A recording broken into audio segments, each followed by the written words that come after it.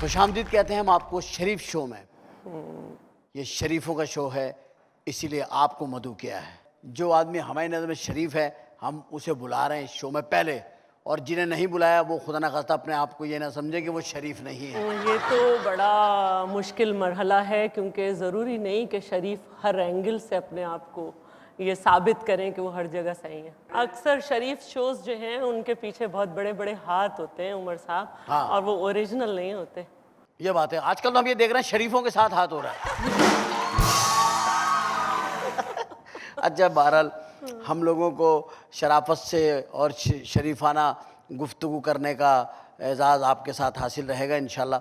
मैं आपके शो में खुशामदीद कहता हूँ और बेइंतहा मशकूर हूँ मैं और मेरी टीम, और कि आप वक्त निकाल के, आपकी मसरूफियत ऐसी हैं, आपने वक्त निकाला, उसके लिए मैं मशकूर हूँ आपका और बहुत शुक्रगुजार हूँ। और एक आपको आपसे सवालात का सिलसिला शुरू करूँ, यानी मैं आपसे सवालात नहीं करूँगा, हम गुफ्तगू करेंगे, हालात हाज़िरा पे करेंगे कि कैसा लगता है एक खातून होने के नाते कि पूरी असम्बली में आप जिसका चाहे माइक बंद कर सकते हैं। मर्दों की आवाज़ को बंद कर देने में एक अजीब सी अंदर लज्जत तो होती होगी जब कोई बहुत बोलने वाला बहुत बोला, देखिए मैं, उसका आपने ठक माइक बंद कर दिया, अब वो बोल रहा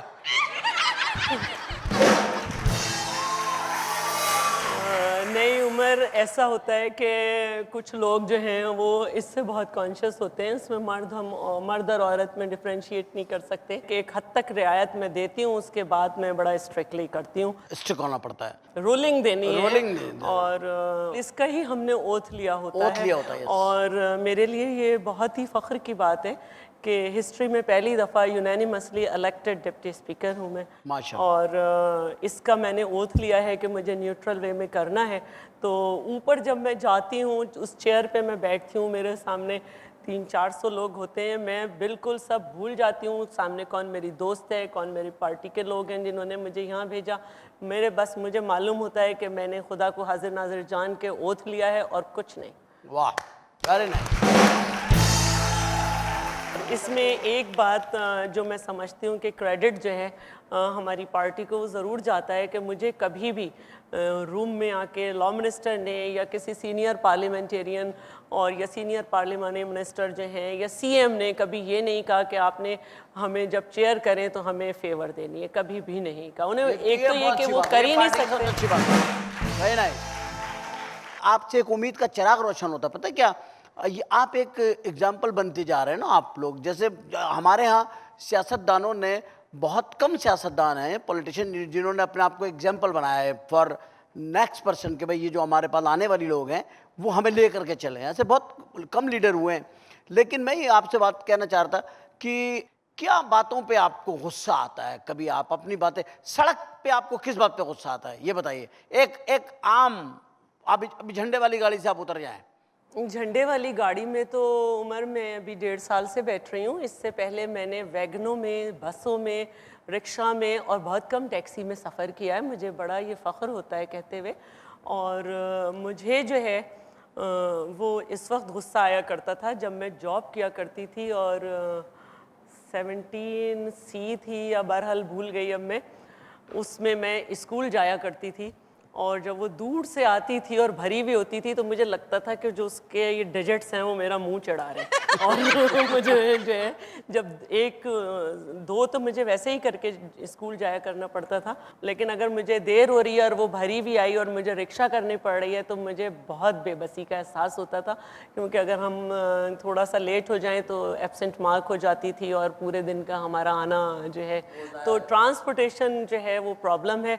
और बिहेवियर को तो हम कह नहीं सकते कि अगर हम सड़क पे हैं तो जेंट्स का बिहेवियर कैसा है, या हम छोटे पोर्शन में हैं तो हमें दूसरी तरफ से कैसे आंखें आ रही हैं। हाफ क्यों नहीं करते? हाफ औरतों के लिए, हाफ मर्दों के लिए। वैसे तो हर चीज बोलेंगे जी यकसा हैं औरत और मर्द। डब्बे का छोटा सा पोर्शन, उसमें कंडक्टर भी घुसा हुआ है, ड्राइवर भी बैठा हुआ है। नहीं, उसमें सुबह ही सुबह जब मेरे साथ बहुत दफ़ा अक्सर हुआ कि मैं सुबह ही सुबह चढ़ी और उसमें शॉल में लिपटे हुए सर्दी में मर्द बैठे और फिर उनसे कहते हैं भाई, औरत बने हुए बैठे हुए। हाँ बिल्कुल। और कोशिश कर रहे हैं कि हमारे बराबर में कोई बैठ जाए। मैं तो बैठ भी चुकी हूँ एक दफ़ा, जैसे ही मैं बैठी वो उठ के खड़ा हो गया। तो फिर वो चला गया पीछे, लेकिन आप सिवाय कुढ़ने के अलावा हम कुछ भी नहीं कर सकते। नहीं, आज जाहिर बात है, एक औरतें क्या कर सकती हैं, एक लड़की उस वक्त, आप एक कम उम्र एक स्टूडेंट थी, हक के लिए बात करें या ख़वातीन के लिए बात करें, ये शुरू से ही आप में थी ये चीज़ें?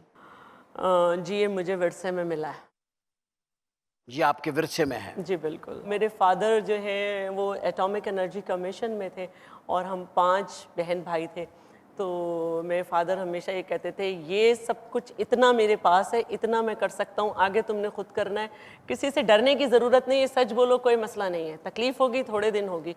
तो ये मुझे विरसे में मिली है बात। कि सच बोलो, तकलीफ तो होगी लेकिन थोड़े दिन होगी, फिर खुद ब खुद वो सच आपको आपकी मंजिल पे ले जाएगा। जी हाँ, बहुत से लोग थोड़ी सी कैद से घबराकर भाग गए। मैं अपने वतन में रही, डिप्टी स्पीकर हूँ, अपनी पार्टी को कभी नहीं छोड़ा और मेरी पार्टी वाहिद पार्टी है जो मुल्क के चारों सूबों में मौजूद है, मरकज़ी सियासी। क्या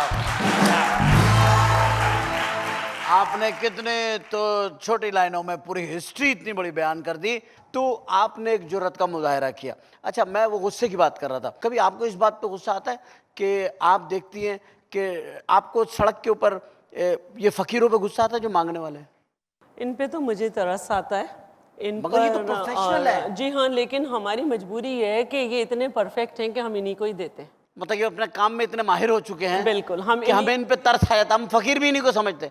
हालांकि ये निकले हुए हैं हमें फ़कीर करने की मुहिम पे। बिल्कुल बिल्कुल निकले हुए हैं, लेकिन इनके पास इतना अच्छा इनके इनका साथ आर्ट है कि आर्ट इनको है। मालूम है कि किसको क्या दुआ देनी है। मुझे बहुत अफसोस होता है, ख़ास तौर पे बच्चों को।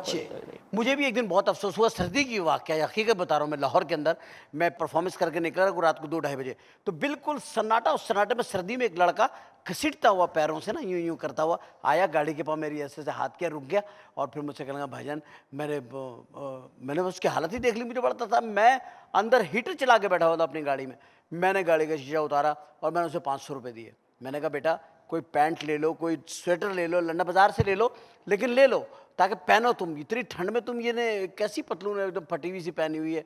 कहला, बहन मेरे पास पैसे नहीं है। मैंने कहा कोई बात नहीं, और मैंने कहा चला करो, हिम्मत करो, मांगो मत, खड़े हो। अब मुझ में एक वली टाइप का आदमी जागा बेदार हुआ, और मैंने कहा खड़ा हो बेटा, खड़ा हो, हिम्मत कर, ये ले 1000 रुपया ले, खड़ा हो। बा खुदा मैं आपको बता रहा हूँ, वो खड़ा हुआ और भाग गया। यकीन करें, तब मैंने सोचा कि यार मैं कोई आर्टिस्ट नहीं हूँ, बड़े आर्टिस्ट तो ये लोग हैं। नहीं, हाँ कई ये बात है। फिर मैंने उसके पीछे गाड़ी भगाई, उसको मैंने पकड़ा तो पता चला उसके अब्बू भी दूसरे सिग्नल पे लेटे हुए हैं। कसम। बिल्कुल।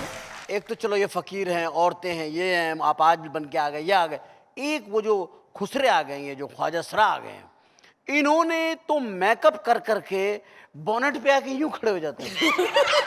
आप यकीन करें, और मेरी तो पता नहीं जैसे तलाश में रहते हैं ये लोग। अच्छा, बचपन से अम्मा ने डराया, इनकी बद्दुआ ना लो। लो इनकी बद्दुआ ना लो, इन्हें कुछ ना कुछ दो। मुझे कह रहे कुछ दे, मैंने धक्का दे दिया, मैं कहा जा। इनके घूसे ऐसे हैं, दांत तोड़ देते हैं, इतनी ताकतवर लोग हैं। यकीन करें आप, ये वैसे जाहिर है लगते कि हैं। आप में तो उस वक्त आप तो कॉन्शियस नहीं होते कि ये मार भी सकता है या ये कुछ कर रहा है, लेकिन वो असल एकदम जो आदमी बात बन है जाते कि एक माँ बैठी है, बच्चे बैठे हैं और जो इनकी बद्दुआएं शुरू होती हैं, तोबा तोबा तोबा। तो वो बड़ी अजीब सी होती हैं और वो एम्बैरसिंग पोजीशन होती है कि जब आप कहें कि ये कौन है। ये कौन है, ये गरीब पोजीशन। उसी पर मैं कह रहा हूँ, एक झुंझलाहट, एक गुस्सा आता है कि यार हम क्या करें इनके लिए। रऊफ सिद्दीकी साहब जिस वक्त वजीर दाखिला थे, तो उन्होंने इनके लिए चलाई थी मुहिम कि भाई इनको पकड़ा जाए, इस तरह का। तो मैं उस वक्त उनके साथ, तो यकीन कीजिए मुझे पता है ये असली है कि नकली है। मैं साथ बैठ के मैं कहा इधर उड़ा लो, तो वो मुझे बड़ी बदुआएं दे देते, देखना उमर शरीफ देख क्या होगा। मैं कहा जो होगा होने दे जो होगा। कह रही देखना, तू देखना, तूने मधुबाला का दिल दुखाया, तू देखना। कौन Madhubala?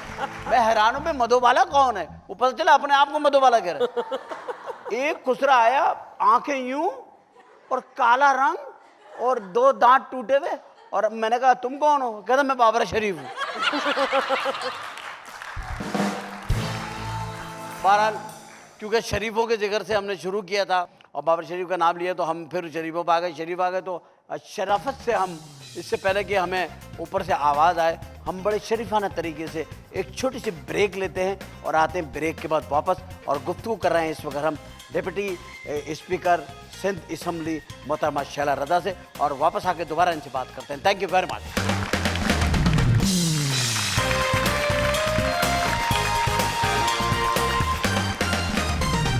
Welcome back after the break. वापस आ गए हैं और हमारे साथ मौजूद हैं डिप्टी स्पीकर सिंध असम्बली मोहतरमा शैला रज़ा।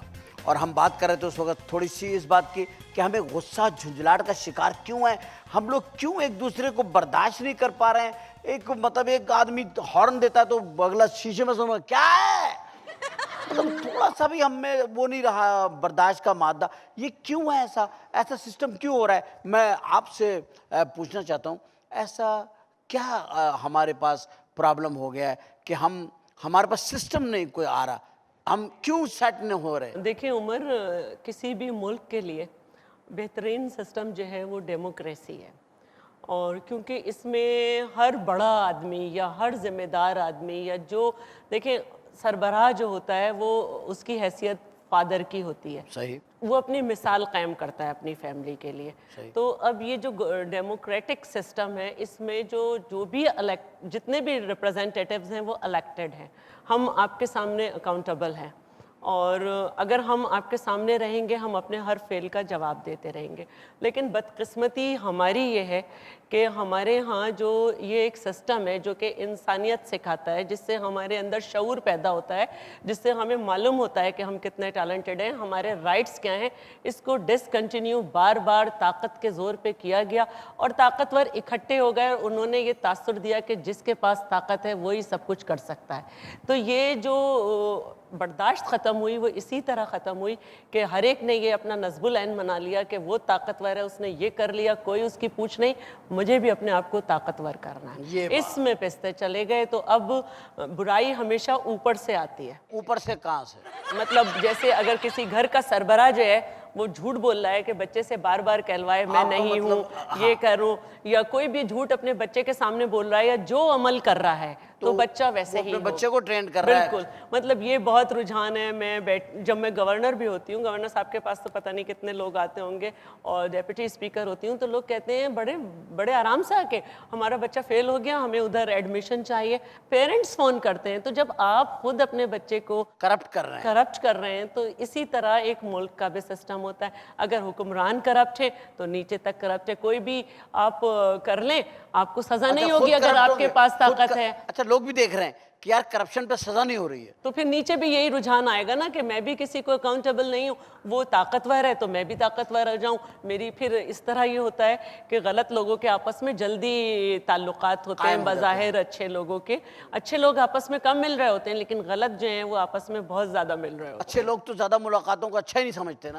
तो ये मसला है, कोई किसी चीज़ को फॉलो ही नहीं करना चाहता, किसी लॉ को, कि जिस तरह लॉ की धज्जियाँ उड़ाई गई हैं हर दौर में, जिस तरह जो है वो आम इंसान के सामने जो जवाबदेह लोग थे उन्हें फांसियों से लटकाया गया है, उनको कोड़े मारे गए हैं, उनको जो है मुल्क बदर किया गया है। तो लोग जो हैं वो हम हमेशा, अब हम एक बहुत मुश्किल वक्त से गुजर रहे हैं। हम चाह रहे हैं कि हम इस सिस्टम को एक सही ट्रैक पर लाएं। हम कामयाब हो गए कि हमने बता दिया कि अगर डेमोक्रेसी होगी तो टेररिज्म से भी हम निमट सकते हैं, डेमोक्रेसी होगी तो हम बिल्कुल आपके सामने जवाब दें, फॉरेन इन्वेस्टर भी आएगा। डेमोक्रेसी है मगर हम चीनी से नहीं निमट पा रहे हैं। देखिए उसमें भी उमर, पेट्रोल के ऊपर, उसमें भी उमर जो चीनी पे और आटे पे जिन लोगों ने हरकतें कर रखी है ना, उनके भी बैक ऑफ द माइंड अभी तक ये सेंस है कि हम कुछ भी कर लें हमारा ये हुकूमत नहीं बिगाड़ सकती और हम पुराने ही वाले तरीके पे चलेंगे कि आटा नहीं देंगे, लेकिन हम उनको भी कंट्रोल कर रहे हैं। गवर्नमेंट सब्सिडी दे रही है, एक दो वक्त और गुजर जाए ना, ये यकीन हो जाए कि अब इन्हें कोई मेरे हमवतनों कह के इन्हें बढ़ावा नहीं देगा तो ये नॉर्मल हो जाएंगे। हमें मालूम है, हम खुद, आज मैं सारे दिन सिंध असेंबली में भी लाइट नहीं थी। नहीं थी। मैं कह रहा हूं अगर ये जो लोड शेडिंग हो रही है, अगर आपसे एक बात कर रहा हूं, अगर सपोज पब्लिक को आप सब्र दिलाना चाहते हैं, पब्लिक को आप तलकीन करना चाहते हैं, या आप चाहते हैं कि एक सिस्टम आए, तो क्या ऐसा हो सकता है कि 2 घंटे के लिए प्राइम मिनिस्टर हाउस की भी बत्ती गई, सदर साहब के भी घर की बत्ती गई, आवाम को एक सुकून आ जाएगा कि यार हमारी नहीं जा रही उनकी भी जा रही है, जरा ये थोड़ा सा हो जाएगा।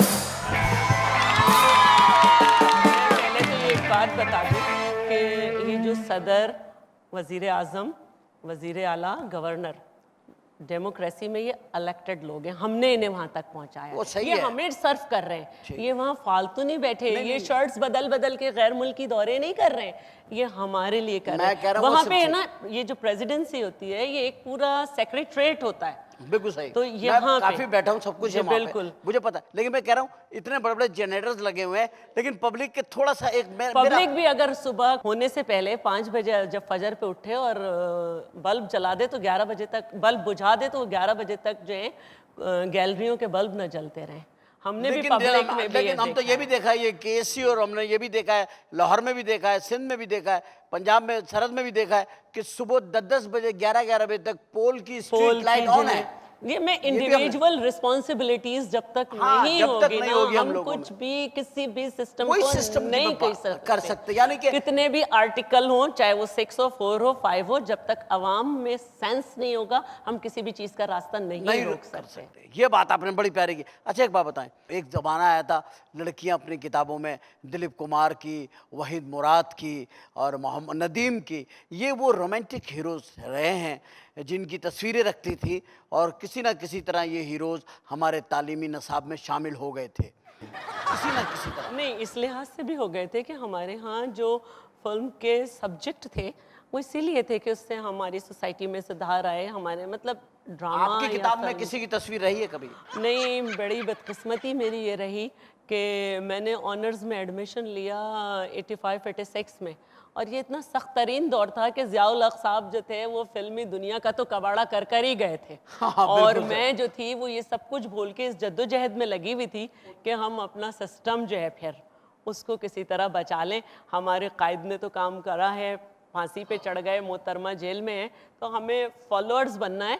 कुछ लोगों को इसके लिए भी काम करना है, किताबों में कुछ और लोग रख लेंगे, और हमें जो है वो कहीं ना कहीं हिस्ट्री को, हमने हिस्ट्री की बुक जो थी ना उसको दुरुस्त करना। आपने अपनी किताब में अपना मिशन रख लिया। बिल्कुल, हमने हिस्ट्री बुक जो थी ना वो हिस्ट्री की सही करनी थी, वो सही कर लिया आपने जी। अच्छा, शादी आपकी पसंद की मेरा अपना डिसीजन है। आपका डिसीजन है, मतलब उसको कह सकते हैं कि आपने अपनी पसंद से शादी की। आप बिलीव करती है पसंद की शादी को? जी मैं बिल्कुल करती हूँ। आप कहती हैं कि ख़वातीन मैं को असल में बिलीव ये करती हूँ कि हमारी लड़कियों को अगर एतमाद दिया जाए तो वो जिंदगी के किसी भी शोबे में कम नहीं है किसी से। आपका मतलब है अगर हम लड़कियों को ये इजाजत दे दें, उन पे उन्हें एतमाद दे दे, अपने फैसलों में शरीक रखें घर के, तो वो कोई फैसला गलत नहीं करें। तो वो वालिदैन से अच्छा फैसला कर सकती है। नहीं, मैं ये नहीं कह रही, कोई भी आदमी जरूरी नहीं है कि वो बूढ़ा है, उसका तजर्बा अगर हमसे ज्यादा भी है तो वो हर फैसला सही करे, ऐसी बात नहीं है। लेकिन ये है कि वो इतने गलत फैसले नहीं करेंगे जितना उन्हें अगर दबा के रखा जाए और तो उनकी ख्वाहिशों को जो है वो एक भेड़ बकरी समझ के उन्हें हाँकने की कोशिश हर जगह की जाए। सिर्फ शादी ही नहीं, उनको उनके राइट्स ना दिए जाएं ह्यूमन बीइंग के। अब कहाँ औरतों को कोई भेड़ बकरी समझता है? अभी भी भेड़ बकरियां 4-4, 5-5 हजार रुपए तो एक ब्यूटी पार्लर में दे के आती हैं। अच्छा, फिल्में भी देखने का शौक होगा? बहुत है, अभी भी है? देख नहीं पाती। आप रोमांटिक फिल्में देखती थी जब तक आपने देखी फिल्म? मुझे तो पाकिस्तानी फिल्में बहुत अच्छी लगती हैं, पुरानी। पाकिस्तानी अदाकार कौन से आपको अच्छे लगते हैं? ज़ेबा। ज़ेबा भाई, वो तो हाई बोलते हैं। ज़ेबा और ये सारे हीरोज जिनके आपने नाम लिए, मैं एक तो ये कि मुझे पाकिस्तानी मूवी जो भी मैं पुरानी देखती हूँ उर्दू, उसमें एक ठहराव होता है, उसमें आपके साथ बहुत सारे लोग बैठे हैं तो आपकी नज़र तो नहीं झुक रही। राइट। अच्छा, गाने वगैरह सुनने का भी शौक आपको? जी हाँ है। किस गुलकार को बहुत सुकून से सुनती है जब कभी आप बहुत असेंबली में चिक चिक चिक चिक हर एक सवाल, ऑब्जेक्शन, जवाब, फला ये वो करते करते आपका दिमाग जब वो हो जाता है तो किस चीज़ से रिलैक्स? मेरे लिए सुकून का लम्हा जो है वो ड्राइविंग के दरमियान जो है, जो मैं ट्रैवलिंग के दरमियान बल्कि कहना चाहिए, उसमें मैं गज़लें सुनती हूँ।